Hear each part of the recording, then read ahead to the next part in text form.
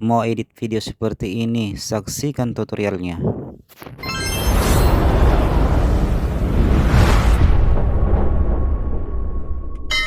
Kita masuk ya ke aplikasi CapCut-nya. Saya sampaikan lagi, dalam hal ini saya tidak memakai aplikasi CapCut Pro atau CapCut yang berbayar. Jadi saya hanya memakai aplikasi CapCut biasa ya teman-teman. Oke, kita lanjut, kita buka aplikasi CapCut-nya. Kemudian kita masuk ke proyek baru. Kemudian kita masukkan videonya yang kita mau blur ya teman-teman. Ini saya ambil contoh, saya masukkan saya punya video, kita tambah. Oke teman-teman, videonya sudah ada di aplikasi ya. Oke, videonya kita tekan, kemudian video yang ini kita duplikat dulu ya teman-teman.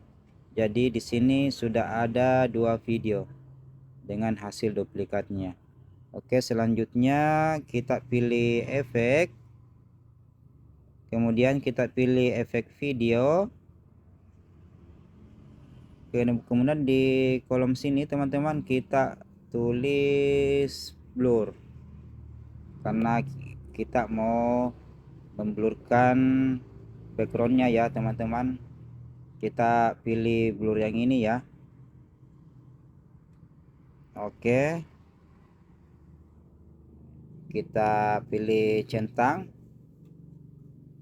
Ini blurnya kita geser ke kiri sampai mentok. Kita tekan lagi, kita sesuaikan dengan video yang pertama ya teman-teman. Kita sesuaikan. Oke, sudah selesai. Jadi video yang pertama ini sudah blur ya. Kita lihat di sini sudah blur. Sementara video yang kedua ini masih ori ya, atau tidak blur. Oke, kita tekan video yang kedua ya teman-teman.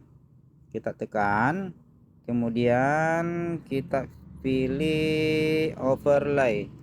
Jadi dia otomatis ada di bawah ya teman-teman. Kita tekan, kita geser ke kiri sampai mentok ya. Oke, setelah itu kita tekan lagi video yang hasil overlaynya, kemudian kita pilih hapus latar belakang atau hapus background.